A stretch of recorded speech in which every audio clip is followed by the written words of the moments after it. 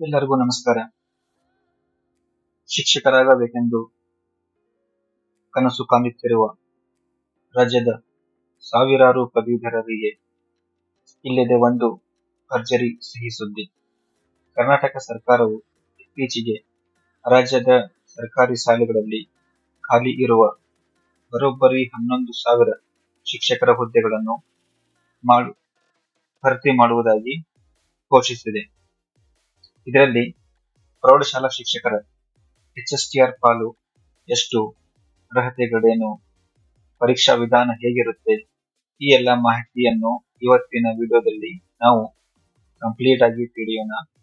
ವಿಡಿಯೋವನ್ನು ಕೊನೆಯವರೆಗೂ ನೋಡಿ. ಇತ್ತೀಚೆಗೆ ನಡೆದ ಬೆಳಗಾವಿ ಅಧಿವೇಶನದಲ್ಲಿ ಶಿಕ್ಷಣ ಸಚಿವರಾದ ಮಧು ಬಂಗಾರಪ್ಪ ಅವರು ತಿಳಿಸಿರುವಂತೆ ಮುಂದಿನ ಶೈಕ್ಷಣಿಕ ವರ್ಷದೊಳಗೆ ಒಟ್ಟು 11,000 ಶಿಕ್ಷಕರ ನೇಮಕಾತಿ ಪ್ರಕ್ರಿಯೆಯನ್ನು ಪೂರ್ಣಗೊಳಿಸಲು ಸರ್ಕಾರ ತಯಾರಿ ನಡೆಸುತ್ತಿದೆ. ಇದಲ್ಲದೆ ಈಗಾಗಲೇ 5,267 ಶಿಕ್ಷಕರ ನೇಮಕಾತಿಗೆ ಆರ್ಥಿಕ ಇಲಾಖೆಯಿಂದ ಹಸಿರು ನಿಶಾನೆ ಕೂಡ ಸಿಕ್ಕಿದೆ. ಇದರಲ್ಲಿ ಪ್ರೌಢಶಾಲಾ ಶಿಕ್ಷಕರು ಮತ್ತು ದೈಹಿಕ ಶಿಕ್ಷಣ ಶಿಕ್ಷಕರಿಗೆ ಹೆಚ್ಚಿನ ಆದ್ಯತೆ ನೀಡಲಾಗುತ್ತಿದೆ. ಹುದ್ದೆಗಳು ಸಮಾಜ ವಿಜ್ಞಾನ, ಗಣಿತ, ವಿಜ್ಞಾನ, ಕನ್ನಡ, ಇಂಗ್ಲಿಷ್ ಮತ್ತು ದೈಹಿಕ ಶಿಕ್ಷಣ ಶಿಕ್ಷಕರು. ಅಭ್ಯರ್ಥಿಗಳು ಸಂಬಂಧಪಟ್ಟ ವಿಷಯದಲ್ಲಿ ಪದವಿ ಮತ್ತು B.Ed ಪೂರ್ಣಗೊಳಿಸಿರಬೇಕು.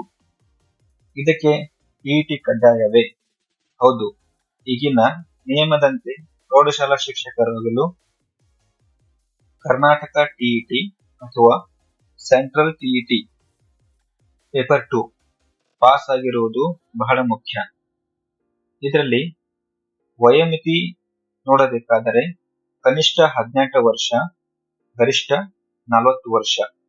SC/ST ಹಾಗೂ ಕ್ಯಾಟಗರಿ 1 ಅಭ್ಯರ್ಥಿಗಳಿಗೆ 45 ವರ್ಷ ಮತ್ತು OBC ಅಭ್ಯರ್ಥಿಗಳಿಗೆ 43 ವರ್ಷದವರೆಗೆ ಸಡಿಲಿಕೆ ಇರುತ್ತದೆ.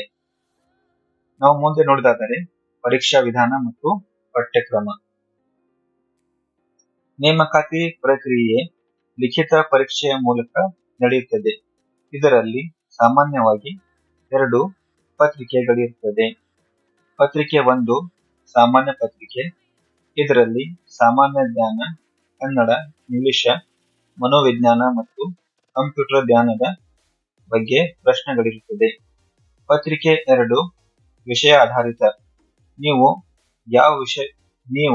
ಯಾವ ವಿಷಯದ ಶಿಕ್ಷಕರಾಗಲು ಬಯಸುತ್ತೀರೋ, ಉದಾಹರಣೆಗೆ ಗಣಿತ ಅಥವಾ ವಿಜ್ಞಾನ, ಆ ವಿಷಯಕ್ಕೆ ಸಂಬಂಧಿಸಿದಂತೆ ಆಳವಾದ ಪ್ರಶ್ನೆಗಳಿರುತ್ತವೆ.